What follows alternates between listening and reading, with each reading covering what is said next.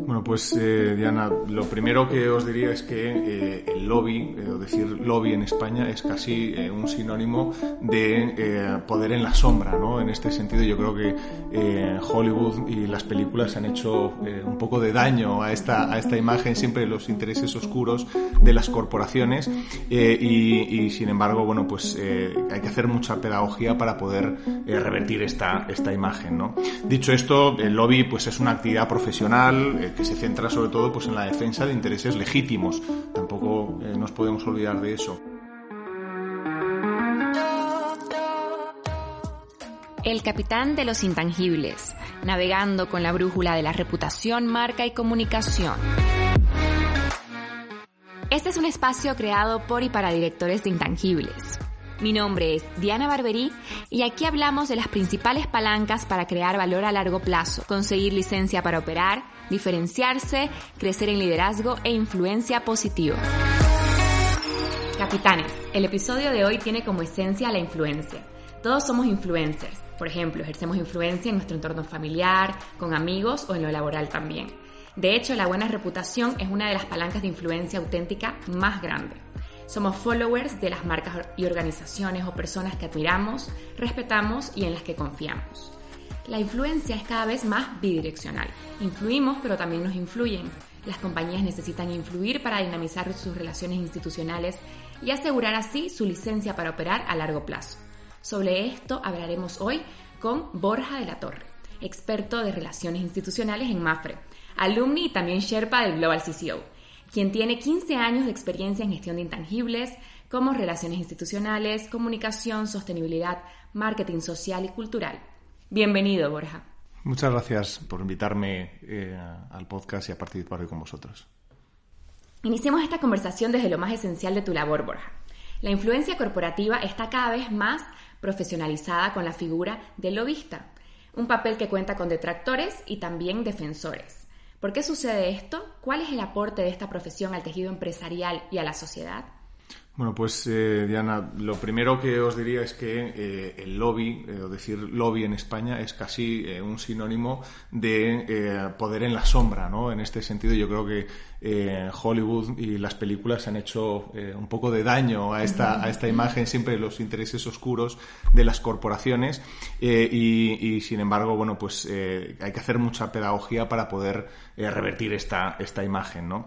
Dicho esto, el lobby pues es una actividad profesional que se centra sobre todo pues en la defensa de intereses legítimos. Tampoco nos podemos olvidar de eso. Y eso es ante también los distintos ámbitos de la toma de decisiones públicas, ¿no? Por lo tanto, yo creo que en ese sentido el lobby juega con un aspecto positivo, que es por un lado el de trasladar a la administración pública y a los partidos políticos pues los intereses de una organización, de un colectivo, de un sector que los legisladores pues no tienen necesariamente todo el conocimiento técnico o necesario de cada uno de esos sectores, con lo cual es un intercambio interesante para los propios legisladores. Por otro lado, también trabaja para que esos intereses formen parte del debate público y sean tenidos en cuenta, ¿no?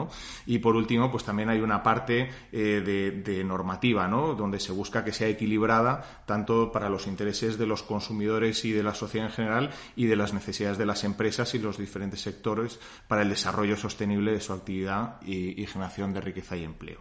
Dicho esto, yo te podría decir que probablemente la capacidad de influir, ¿no? Que es uno de los temas de los que estamos hablando hoy aquí precisamente, se basa en la habilidad del lobista para generar relaciones duraderas y de confianza con el legislador y su equipo. El propio Parlamento Europeo también lo reconoce así, ¿no? Y en este sentido, pues dicho esto, yo os diría que el lobby pues es una actividad que desarrollan organizaciones de todo tipo, no solo las grandes empresas, como te decía antes, a las que parece que está más vinculado, ¿no? esta idea, sino también pues la pequeña y mediana empresa, asociaciones, think tanks, ONGs. Quiero decir que no es algo exclusivo de un sector, aunque sí que es cierto que son los sectores más regulados por lo general, los que más desarrollan esta labor de lobby, pues farma, transporte, energía, alimentación, telecos, banca, quiero decir, los habituales del ámbito de la regulación. Dicho esto, en Estados Unidos y en la Unión Europea pues es una práctica habitual y legitimada, pero en España todavía tenemos mucho camino por delante y apenas algunas comunidades autónomas o administraciones locales pues tienen han puesto en marcha registros de transparencia, por ejemplo, ¿no? o de reuniones o de relaciones con grupos de interés. Simplemente, por acabar la aportación a esta pregunta, te diría que la aportación de esta profesión, al tejido empresarial y de la sociedad, se puede, digamos, ambientar en 5 cositas muy puntuales. La primera, la participación del proceso en la toma de decisiones públicas.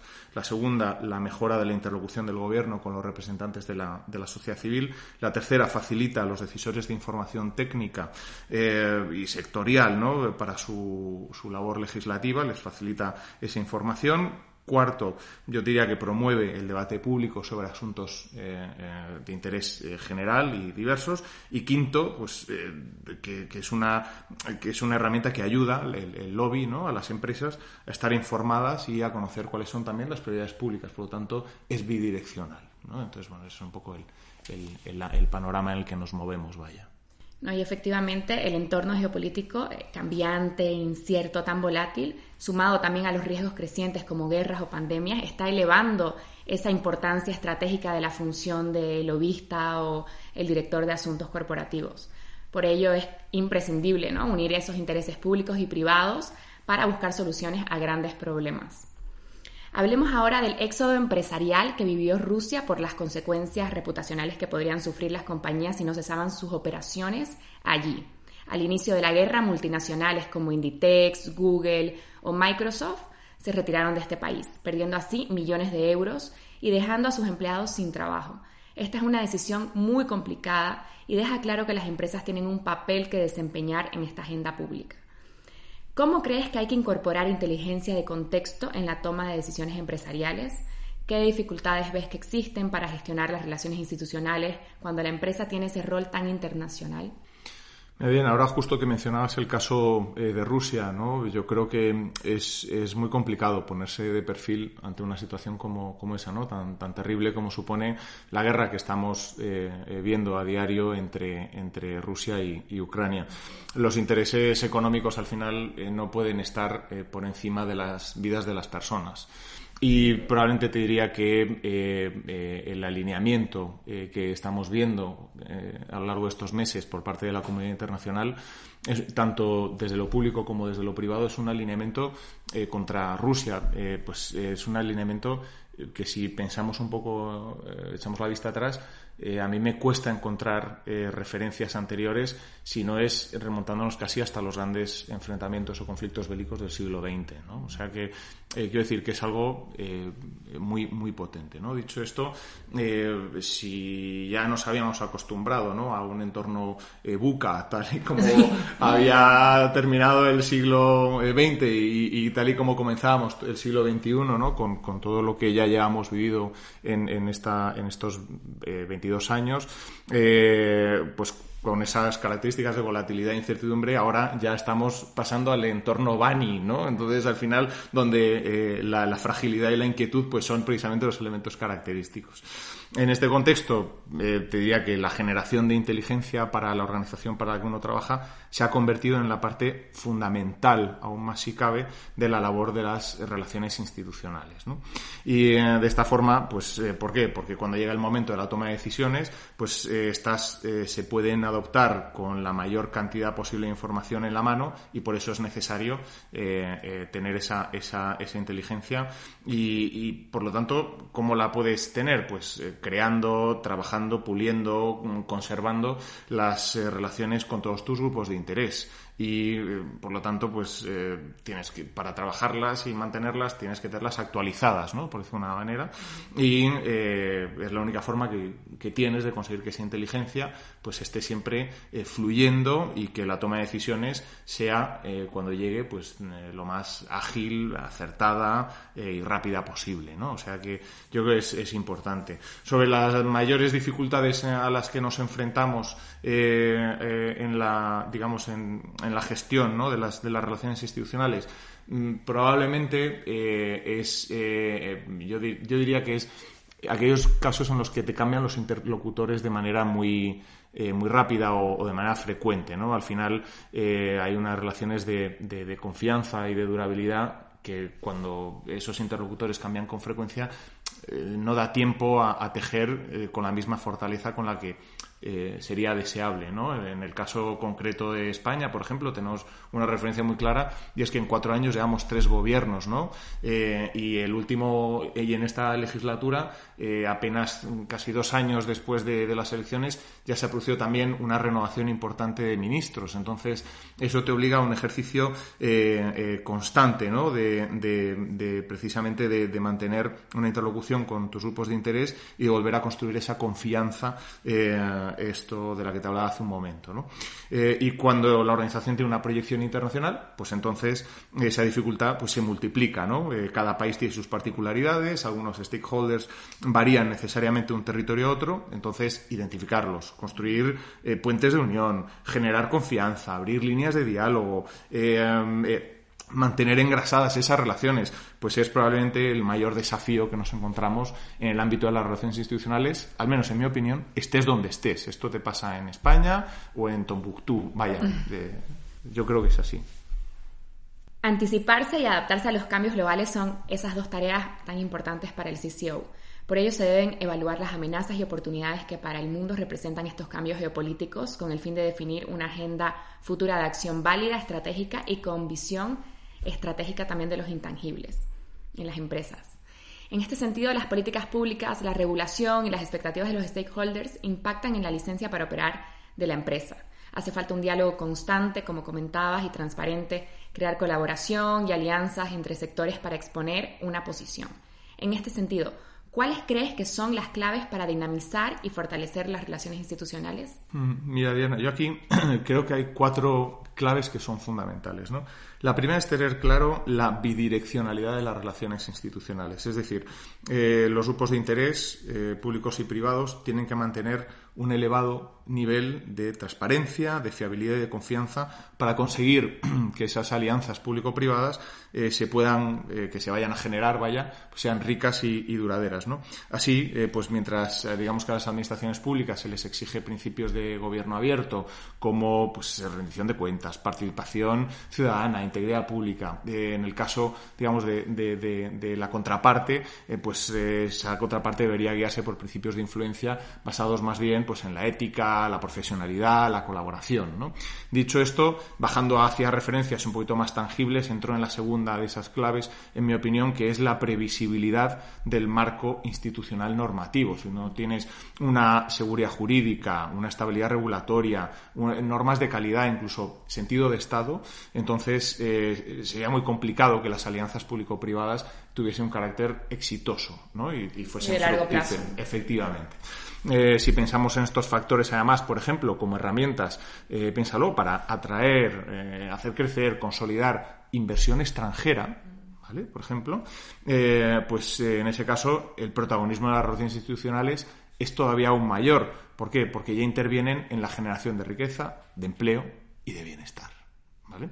La tercera clave que te diría para mí es importante es la comunicación, fundamental. Si tú no sabes comunicar, si no tienes claro los mensajes, si no tienes claro tus interlocutores, los canales, los focos de presencia institucional no los tienes bien identificados, va a ser muy difícil que tú hagas llegar tu mensaje, consigas comunicarlo, ¿no? Al final va de esto, ¿no? De trasladar los mensajes adecuados, ¿no? Para intentar influir, ¿no? Y en ese sentido, digamos, cada reunión, cada aparición pública, cada intervención requiere trabajarlo. trabajar todos esos ámbitos, ¿no? Y por último, algo que yo creo que es esencial, probablemente evidente, casi de perogrullo, pero que probablemente es la parte fundamental o la clave para mí más importante, es que es el componente personal, ¿no? Y por lo tanto, las relaciones institucionales, como su nombre indica, son relaciones. Es decir, son interacciones entre personas, ¿vale? Y por lo tanto, la empatía, el don de gentes, la capacidad de conectar con el otro, ¿no? Esta idea del otro de Kapuscinski, ¿no? Que nos contaba en sus relatos, en sus historias, en sus ensayos, ¿no? Pues en definitiva, el factor humano, ¿no? Y en ese sentido, pues yo creo que son a pesar de encontrarnos en la era digital, pues las pantallas, por suerte, no han sustituido, o en mi opinión al menos, no han conseguido sustituir todavía las relaciones personales, ¿no? Y afortunadamente, y por lo tanto, pues el vínculo que se genera cuando tienes la oportunidad de hablar con alguien cara a cara, yo creo que es difícilmente superable por una videollamada, por muchas videollamadas que puedas tener, ¿no? Probablemente esos segundos, esos minutos de interactuar presencialmente con una persona tengan un impacto mucho más directo, mayor y más fuerte que el que se pueda generar tras un sinfín de videollamadas. Así es. Yo creo que el humano nunca va a ser sustituido. Difícil. Espero que no. Yo creo que esperemos. Por el bien de nuestra profesión. Así es. John F. Kennedy decía que los lobistas le hacían entender un problema en 10 minutos, mientras que sus colaboradores tardaban 3 días. Los responsables de asuntos corporativos son expertos en procesar el conocimiento empresarial y trasladarlo de una forma sencilla y muy práctica. ¿Cómo crees que hay que convertir ese storytelling, ese conocimiento, en un story doing, ¿no? Es decir, en movilizar aliados, conseguir adeptos a causas concretas que interesen a la empresa o a la sociedad? Mira, Diana, yo creo que aquí hay 3 elementos que yo te diría que son importantes, o por lo menos que yo tendría en cuenta a la hora de intentar trasladar ese storytelling a ese story doing. El primero es la capacidad de seducción. No, al final, la sociedad en la que vivimos y desarrollamos nuestra actividad es una sociedad en la que cada vez la idea de vencedores y vencidos gusta menos, y por lo tanto en la que ya no se trata tanto de vencer, sino de convencer, ¿no? Y puede parecer evidente, pero no siempre lo es. Hay que conseguir que las personas y organizaciones pues te sigan porque tu propuesta es buena, ya no solo para sus propios intereses, sino para el progreso de la sociedad. Y aquí es donde creo que entra en juego un elemento que cotiza cada vez más al alza y que en esta casa de Corporate Excellence pues conocéis muy bien, como es el propósito, ¿no? El propósito de las organizaciones. Sin un propósito claro, sin un compromiso social perceptible, pues es muy complicado que tus grupos de interés te sigan, se sientan identificados contigo y se interesen por tu actividad, ¿no? Con lo cual, bueno, pues si el propósito, digamos, es la base sobre la que la organización desarrolla sus acciones, pues está muy bien contar, pero hay que hacer, ¿no? Y probablemente diría que el orden es al contrario, ¿no? Primero se hace para luego comunicarlo, ¿no? Para luego contarlo. O sea que creo que eso es fundamental. Y ahí es donde entra, o creo yo, la segunda clave, que es la coherencia y la capacidad de adaptación.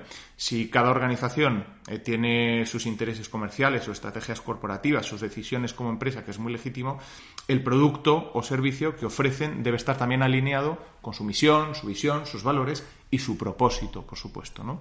Esto es muy importante porque al final aquí nos estamos jugando la reputación, ¿vale? Algo que aquí también conocéis muy bien, ¿verdad?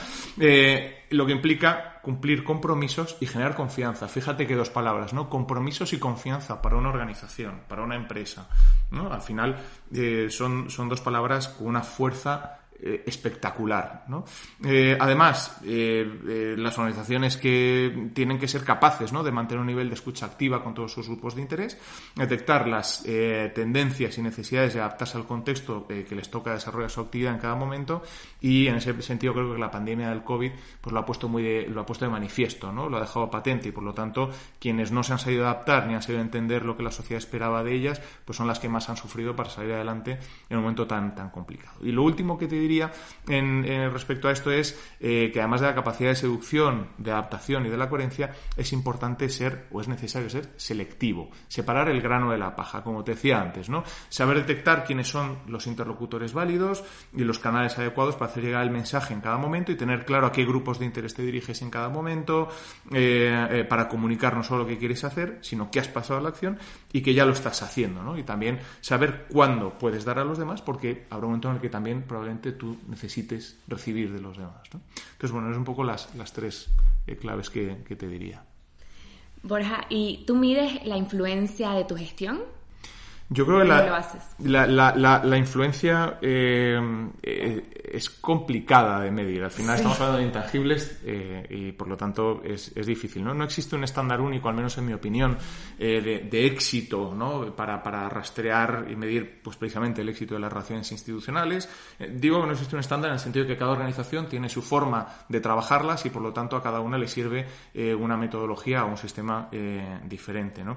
En función, por supuesto, de su actividad o sus objetivos estratégicos. Al final, pues, se trata de una labor de largo recorrido que no se suele agotar en una acción puntual, sino que va un poco más allá, ¿no? En el tiempo. Esto, que sea complicada, no significa que no se pueda medir, ¿no? Que sea imposible. Y por lo tanto, yo creo que aquí pues, el nivel de interacción con tus grupos de interés, la participación en la agenda público-privada o el trabajo para lograr una mayor presencia de marca son aspectos que sí se pueden medir y que contribuyen a entender mejor la evolución del impacto, ¿no? de la influencia en la gestión de la organización. Con todo, yo sí creo, al menos es mi opinión, que esta medición, no sé si la palabra es que es más fácil, pero sí creo que es menos compleja cuando la actividad de relaciones institucionales va mucho más teledirigida a la influencia directa en el regulador y o el legislador y por lo tanto para tratar de influir en textos legislativos concretos, ¿no? Ahí yo creo que es más fácil detectar o poder realizar esa medición, pero bueno, en cualquier caso es un intangible y tiene su complicación. Tiene su complicación. De hecho, la medición de intangibles ha avanzado muchísimo en el último siglo. Cada vez se cuenta con más KPIs, más herramientas, modelos para medir nuestro trabajo. Pero es verdad que queda muchísimo camino por recorrer en ese ámbito, ¿no? Lo que sí es evidente es que son activos invisibles, pero que tienen una repercusión tangible y muy visible luego en el negocio. Correcto. Pasemos a la sección del podcast Resume en una frase. Dinos, Borja, ¿qué opinas sobre el futuro de los asuntos corporativos? Bueno, con lo que me enrollo voy a intentar ser lo más sucinto posible, pero bueno, sobre el futuro de los asuntos corporativos yo te diría que los veo cada vez más relevantes y colaborativos, ¿no? Y con un protagonismo creciente de las alianzas y colaboraciones público-privadas de las que pues tanto venimos hablando, sobre todo en los últimos tiempos, y que tanto protagonismo están alcanzando, ¿no? ¿Lobby? El lobby, yo te lo definiría más que en una frase en 3 adjetivos: transparente, legítimo y regulado. Dicho esto, en España tenemos la suerte de contar con la Asociación de Profesionales de Relaciones Institucionales, APRI, que lleva cerca de 15 años defendiendo la transparencia del lobby y la legitimidad de esta profesión, así como la importancia, ¿no?, de desarrollarla desde la ética y la profesionalidad. Por lo tanto, pues es necesario que los legisladores, especialmente los de ámbito nacional, doten de una mayor transparencia, ¿no? Lo veníamos mencionando antes, su actividad, y promoviendo pues esos registros de transparencia como los que ya existen en todas las instituciones de la Unión Europea, y es curioso, en apenas algunas comunidades autónomas. Madrid, Cataluña de hecho fue la primera en España en tener un registro de transparencia y de grupos de interés. Valencia creo que ha sido la última, pero creo que no hay más de 4 o 5. Algunas administraciones locales lo tienen, pero muy pocas, ¿no? Y eso llama la atención. Es cierto que en los últimos tiempos se están dando pasos en este sentido. Por ejemplo, en las Cortes sé que en ambas cámaras pues se está trabajando precisamente en las propuestas para sacar adelante esos registros de transparencia, pero lleva tiempo. Y llama la atención que una cosa casi tan evidente cueste tanto tiempo sacar adelante, ¿no? En cualquier caso, bueno, pues es fundamental contar una vez más con un marco regulatorio que nos ponga a todas las organizaciones, a todas las empresas, frente a las mismas reglas de juego, y así será mucho más fácil poder ejercer el lobby y hacer esa pedagogía por la transparencia y la profesionalización del lobby. ¿Y de Global CCO? Bueno, Global CCO me vas a permitir que no lo resuma en una frase. Creo que sería muy injusto. Como alumni me cuesta, ¿no? Y creo que no podría hacerlo. O sea que yo ahí, cuando me mencionas el Global CCO, casi lo primero que me viene a la cabeza es esta frase que se suele atribuir a Peter Drucker de que lo que no se mide no se puede mejorar, que luego gracias al programa pues ya te das cuenta o te enteras de que la frase es algo más amplia, que es de Lord Kelvin, ¿no? del matemático británico del siglo XIX, que en el fondo la frase lo que dice es: lo que no se define no se puede medir, lo que no se mide no se puede mejorar, ¿no? Que es esa frase con la que empezaba, y lo que no se mejora, creo que termina diciendo se degrada siempre o se deteriora siempre, ¿no? Entonces, al final, bueno, pues creo que esto es fundamental, ¿no? Dicho esto, la medición es imprescindible para la gestión y la creación de valor, ¿no? El directivo de cualquier organización tiene que conocer el estado de ciertos parámetros que son clave pues para planificar, establecer objetivos, controlar resultados, tomar decisiones. En definitiva, es fundamental llevar a cabo la función, para llevar a cabo la función directiva, creo que es fundamental medir, la medición. Correcto. ¿Vale?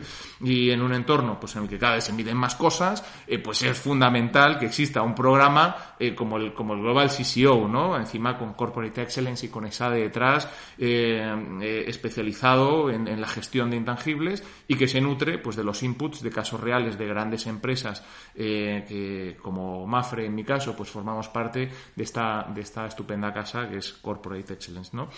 Dicho esto, pues este programa se ha convertido para mí en una herramienta casi imprescindible, diría yo, ¿no? De si quieres entender el mundo en el que vivimos y hacia dónde nos dirigimos. Y en este año, pues en el que celebramos el 10º aniversario, además del programa, ¿no? Pues me alegro de que siga avanzando de manera firme, ¿no? Con paso firme, y formando pues cada vez a más colegas de profesión. Así que, bueno, pues como dirían los ingleses, ¿no? Lo de larga vida al rey, pues larga vida al Global CCO. Muchísimas gracias por tu valioso tiempo y contribuciones, Borja. He disfrutado muchísimo escuchándote. Ojalá muchos vean la influencia con tu prisma, desde la ética, la transparencia, influir en positivo, no solo velando por los intereses de la empresa, sino también por la sociedad y el planeta. Os animo a todos a seguir a Borja en LinkedIn porque es muy activo y siempre publica contenido de actualidad y grandísimo interés. Lo intento. Pero bueno, pues muchas gracias, Diana, por invitarme, y a Corporate Excellence por pensar en mí para este podcast. Y bueno, pues animo a todos, desde luego, a quien se lo esté pensando, a que no lo dude y se una al programa del Global CCO, porque no se va a arrepentir jamás. Muchas gracias a ti.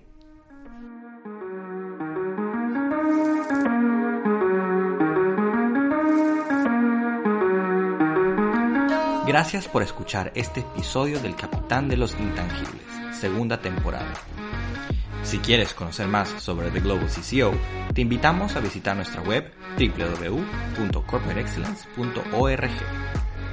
Además, te invitamos este 10 de noviembre en Caixa Forum a nuestra conferencia anual, donde vamos a celebrar los 10 años de The Global CCO.